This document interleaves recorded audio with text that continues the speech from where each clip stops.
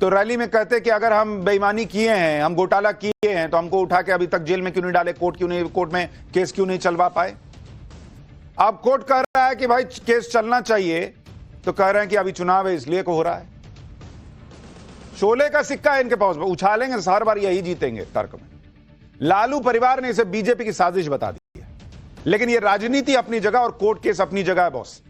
आज कोर्ट ने आईआरसीटीसी घोटाले के आरोप में सीबीआई के सबूतों को देखने के बाद लालू और उनके परिवार के लिए क्या कहा है, सुनिए जरा। कोर्ट ने यह माना कि पहली नजर में यह लगता है कि लालू यादव की जानकारी में सब कुछ था और होटल का ट्रांसफर लालू यादव की दखलंदाजी की वजह से हुआ। सुन रहे हैं, कोर्ट कह रहा है भाई कि इनको सब पता था, ऐसा लग रहा है प्राइमा फेसी। कोर्ट ने यह भी माना कि लालू यादव के फैसलों की वजह से सरकारी खजाने को नुकसान हुआ। कोर्ट ने माना कि पूरी प्रक्रिया में गड़बड़ी हुई, आरोपियों को स्टेज पर डिस्चार्ज नहीं किया जा सकता। कोर्ट ने कहा कि टेंडर प्रक्रिया को बदल दिया गया। कोर्ट ने माना कि उनकी नजर में यह फ्रॉड छिपा नहीं है। न्यायालय ने कहा कि यह स्पष्ट संभावना है कि बिक्री के समय भूमि का मूल्यांकन कम किया गया और फिर जमीन लालू यादव के हाथों में चली गई। कोर्ट ने लालू यादव के खिलाफ प्रिवेंशन ऑफ करप्शन एक्ट के तहत आरोप तय किए। राबड़ी देवी और तेजस्वी यादव के खिलाफ आपराधिक साजिश और धोखाधड़ी के आरोप तय किए। आरोप है कि यह घोटाला उस वक्त हुआ जब लालू यादव यूपीए सरकार में रेल मंत्री थे और इस दौरान भारतीय रेलवे की सहायक कंपनी आईआरसीटीसी ने पुरी और रांची के बीएनआर होटल के संचालन और रखरखाव के लिए निजी कंपनियों को ठेका देने की प्रक्रिया शुरू की।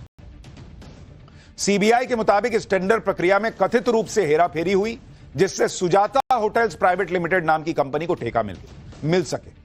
बदले में उस कंपनी ने लालू परिवार से जुड़ी एक बेनामी कंपनी को कीमत से कहीं कम दाम पर जमीन दी।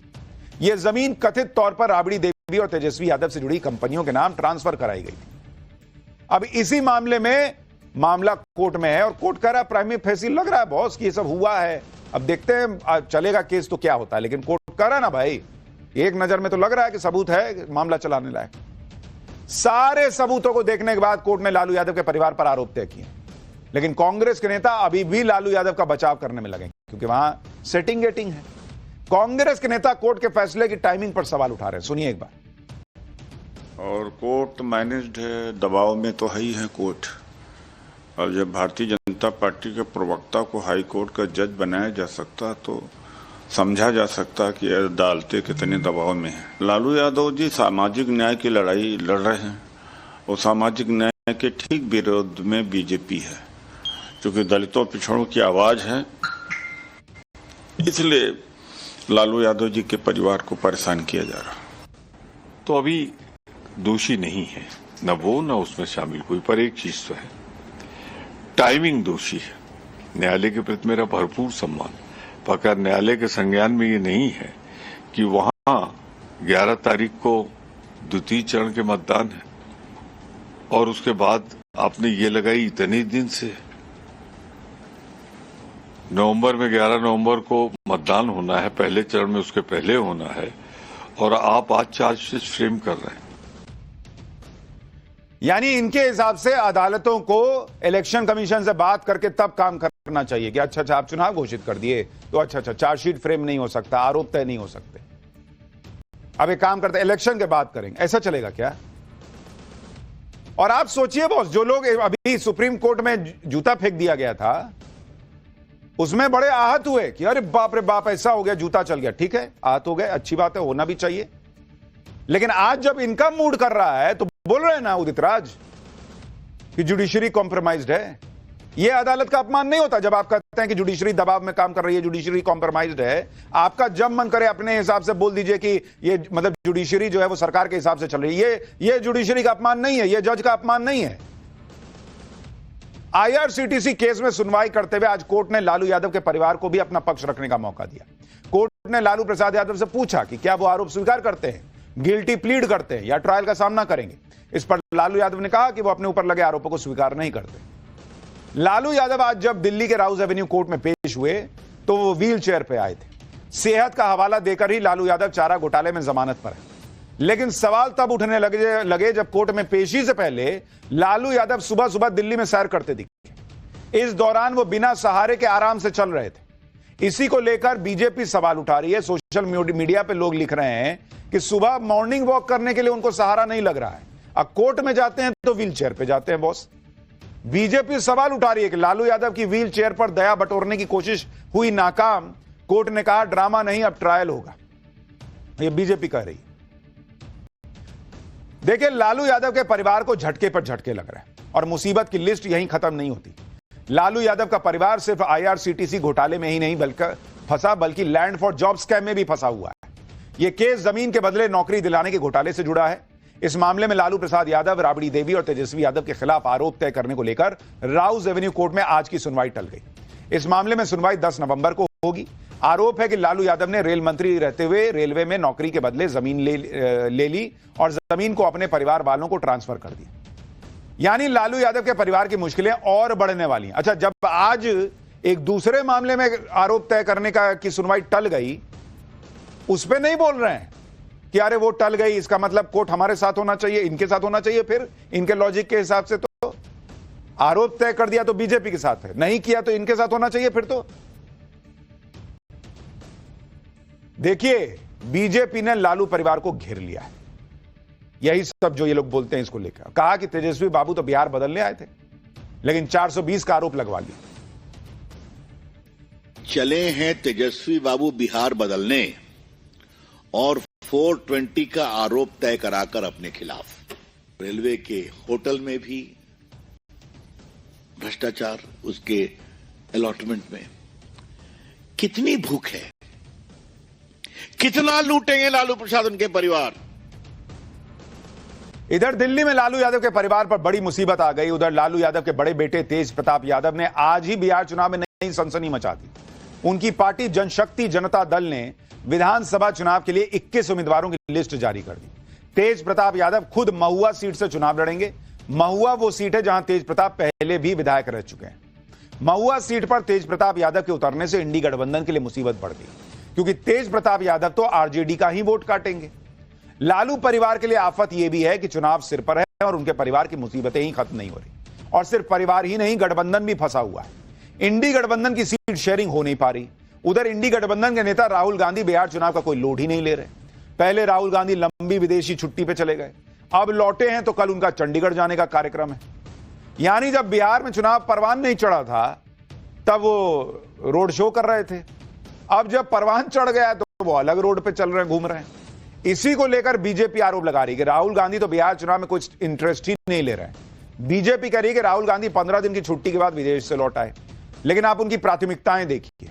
बिहार चुनाव में सिर्फ 3 हफ्ते बचे हैं, फिर भी उन्होंने गठबंधन और सीट बंटवारे के अंतिम रूप देने के बजाय एक गुप्त छुट्टी को प्राथमिकता दी। बीजेपी आरोप लगा रही है कांग्रेस अभी भी तेजस्वी यादव को मुख्यमंत्री पद का उम्मीदवार नामित करने से बच रही है, जबकि लालू यादव और उनके परिवार पर चल रहे भ्रष्टाचार के मामले बढ़ते जा रहे हैं। इंडी गठबंधन में सीट शेयरिंग को लेकर तो ताजा अपडेट यह है, और उसके मुताबिक आज दिल्ली में सीट शेयरिंग को लेकर इंडी गठबंधन की बैठक हुई। इस बैठक में तेजस्वी यादव और कांग्रेस के दूसरे नेता मौजूद रहे। यह बैठक करीब 1.5 घंटे चली है बताया जा रहा है, लेकिन कोई फाइनल फैसला नहीं हो पाया। दावा किया जा रहा था कि आज या कल में सब फाइनल हो जाएगा। बिहार में पहले चरण की नॉमिनेशन की आखिरी तारीख 17 अक्टूबर है। आज 13 अक्टूबर हो गई बॉस। इसलिए अब बिहार में इंडी गठबंधन के नेता पैनिक मोड में आ रहे हैं। आप सुनिए कांग्रेस सांसद कैसे अपने नेताओं से जल्द सीट शेयरिंग की अपील कर रहे हैं। अपने नेता जितने भी इंडिया गठबंधन के नेता हैं, सभी लोगों से मेरा गुजारिश होगा कि अब बिना किसी देर का आप लोग सीट का जो बंटवारा है उसको क्लियर करें, क्योंकि हम लोगों को भी मीडिया का रोज सवाल सामना करना पड़ता है और सवालों का जवाब देना पड़ता है। तो मेरा रिक्वेस्ट है कि जितना जल्दी, पूरा भरोसा है। यानी राहुल गांधी, तेजस्वी यादव, इनके इंडिया अलायंस की हालत यह है, दूसरी टीम मैदान में उतर गई, फील्ड सेट हो गया है, बॉलिंग के लिए तैयार है। ये बैटिंग के लिए बैटर ढूंढ रहे हैं कि अरे पता करो बैट लेके आया कि नहीं आया, पैड पहन के बैठे हुए। भाई नेता जो वहां लड़ना है वो परेशान नहीं होगा, उसकी छुट्टी थोड़ी चल रही है। राहुल गांधी छुट्टी मनाने गए तो उसको तो लड़ना है। करा अरे बॉस नाम अनाउंस कीजिएगा तब ना हम जाके नॉमिनेशन भरेंगे, 4 दिन बचा है। इंडी गठबंधन में सिर्फ सीट शेयरिंग ही नहीं, सीएम फेस को लेकर भी खींचतान चल रही है। इस बीच खुद पप्पू यादव ने सीएम फेस के लिए ताल ठोक दी। पप्पू यादव कह रहे हैं कि किसे सीएम पीएम बनने का मन नहीं करता जी। अपने मियाँ मिट्ठू तो नहीं बनेंगे, हर घर के बेटा तो हैं ही, सेवक तो हैं ही, लोग अब प्यार तो करता ही है, और हर घर का आंसू पोंछने की ताकत भी है। तो अपने मुख्यमंत्री के चेहरा दावेदार किसको नहीं मन होता है मुख्यमंत्री बनने का, प्रधानमंत्री बनने का। हमारे से पर नहीं गंभीरता के साथ सारी चीजें हैं, जनता के बीच है, पब्लिक डोमेन में है। पब्लिक पागलों की तरफ प्यार करती है, पागलों की तरह, जितना किसी को प्यार नहीं करती है उससे ज्यादा पप्पू यादव से प्यार करती है। ये लीजिए, तेजस्वी यादव का नाम अनाउंस हो नहीं हो रहा, पप्पू यादव कह रहे कि पब्लिक मुझे पागलों की तरह प्यार करती है। किसका मन नहीं करता पीएम सीएम बनने? लीजिए, ये आ गया अलग लाइन में। इंडी गठबंधन की मुसीबत एक है भाई, सीटें तय नहीं हो पा रही। उधर एनडीए की सीट शेयरिंग पर सवाल उठा रहे हैं। एनडीए ने जो सीट शेयरिंग की है उसके मुताबिक जेडीयू 101 सीट पर लड़ेगी, बीजेपी भी 101 सीट पर लड़ेगी। चिराग पासवान को 29 सीट मिली है, मांझी को 6 सीट मिली है, उपेंद्र कुशवाहा को 6 सीट मिली है। इनकी इंडी वालों की अपनी सीट शेयरिंग नहीं हुई है, लेकिन जब एनडीए की सीट शेयरिंग फाइनल हुई तो इंडी वालों ने कहना शुरू कर दिया कि बीजेपी ने नीतीश कुमार के साथ खेला कर दिया। सुनिए आरजेडी क्या कह रही है, फिर आपको सीट शेयरिंग की सच्चाई बताता हूं। जेडीयू तो बड़े भाई की भूमिका में रहती थी। जेडीयू के नेता कहते थे हम बड़े भाई हैं, तो बीजेपी ने जेडीयू को बराबरी पर लाया और जेडीयू का टिकट भी जो श्री तेजस्वी यादव जी कहते रहे हैं वहां से ही बीजेपी ही बांटेगी। तो जेडीयू अब रही का, जेडीयू तो विलय बीजेपी में हो जाएगा, जेडीयू समाप्त है। अपनी सीट शेयरिंग नहीं हुई है, Tejashwi Yadav CM face announce नहीं हुए हैं, दूसरे को बता रहे हैं कौन बड़ा भाई छोटा भाई। देखिए ये लोग कह रहे हैं बीजेपी ने नीतीश कुमार के साथ खेला कर दिया। कहा है भाई, अभी तक तो आप कहते थे कि मोदी कमजोर पड़ गए हैं, नीतीश कुमार के हिसाब से चल रहे हैं। अब बीजेपी इतनी पावरफुल हो गई कि नीतीश कुमार को नचा रही है आपके हिसाब से, उनकी पार्टी को अपने इशारे पर। बीजेपी ने नीतीश कुमार को चुनाव लड़ने के लिए कम सीटें दी हैं, ये कह रहे हैं। गठबंधन में बड़ा भाई जेडीयू हुआ करता था, लेकिन अब जेडीयू और बीजेपी एक बराबर हो गए हैं। लेकिन आपको पॉलिटिक्स क्या हुई है, कैसे क्या हुआ है, वो आपको समझना चाहिए। और इसके लिए आपको असली गणित समझाता हूं कि बिहार में सीट शेयरिंग को लेकर क्या हुआ है। अब अगर आप देखिएगा बीजेपी में 2025 में देखिए क्या हुआ, 2025 में बिहार में आपको सीट शेयरिंग का बता रहा हूं, और ये अलग अलग एनडीए की पार्टियां हैं। बीजेपी 2025 में 101 सीट पे लड़ रही है, ठीक है। जेडीयू 101 पे लड़ रही है, दोनों 101 है। चिराग पासवान को 29 सीट मिली है, मांझी को 6 मिली है, कुशवाहा जो है उनको 6 मिली है, ठीक है। इसी पे ये कह रहे हैं कि अरे जेडीयू भी 101 और बीजेपी भी 101 बराबर हो गए जी। अरे राम राम राम, जेडीयू का कद घटा दिया। क्यों भाई? उसका एक फैक्ट ये लोग बताते हैं कि 2020 में क्या हुआ था। 2020 में जेडीयू 115 सीट पे लड़ी थी और बीजेपी जो है वो 110 सीट पे लड़ी, ठीक है। और चिराग पासवान ये तो अलग ही लड़े थे कि भाई हम तो साथ में नहीं है, अलग लड़े। मांझी जो है वो 7 सीट पे लड़े थे, कुशवाहा ये भी अलग लड़े थे उस वक्त 2020 में, और वीआईपी जो है उसको 11 सीट मिली थी, ठीक है। और वीआईपी को 11 सीट बीजेपी ने अपने खाते के 121 जो मिली थी उसमें से 11 सीट दी थी बॉस, कि मेरा 121 है, हम 11 उनको दे रहे हैं। तब बीजेपी 110 पे आई थी। खैर वो आपको नहीं बताएंगे ये लोग।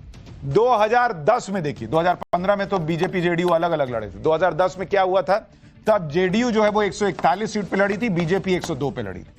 अब ये यही कह रहे हैं कि बीजेपी जो है वो 102 से बढ़ के अभी 101 पर है, 102 से 101 पर आई है, और जेडीयू देखिए 141 से घटते घटते 101 पर आ गई। इसका मतलब जेडीयू का कद इन्होंने घटा दिया।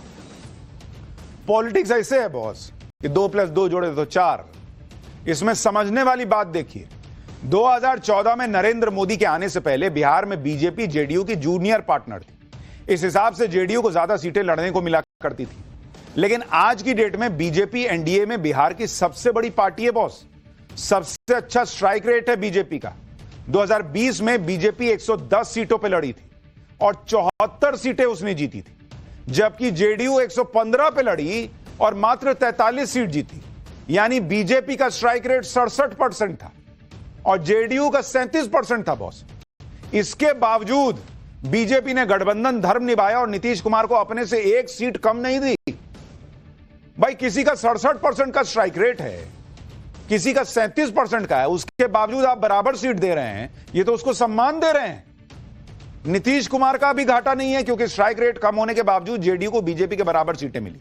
नीतीश कुमार केंद्र में भी सपोर्ट कर रहे हैं, बिहार में गठबंधन के सबसे बड़े चेहरे हैं, इसलिए उन्हें बीजेपी पूरा सम्मान दे रही है।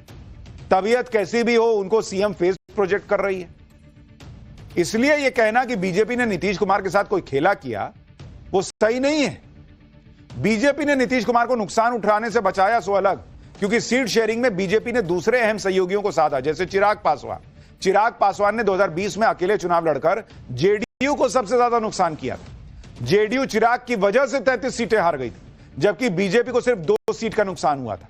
इस बार चिराग पासवान को 29 सीटें देकर बीजेपी ने नीतीश कुमार के सिर से बड़ा रिस्क हटा दिया, क्योंकि चिराग अलग चुनाव लड़ते तो फिर नुकसान जेडीयू का करते। अगर देखा जाए तो बीजेपी ने कॉम्प्रोमाइज किया है बॉस, वो भी नीतीश कुमार के लिए और चिराग पासवान और दूसरे सहयोगियों के लिए। इसके बावजूद जीतन राम मांझी जैसे नेता नाराज है, उन्हें लग रहा है कि उनके साथ अन्याय हो गया। सुनिए जीतन राम मांझी।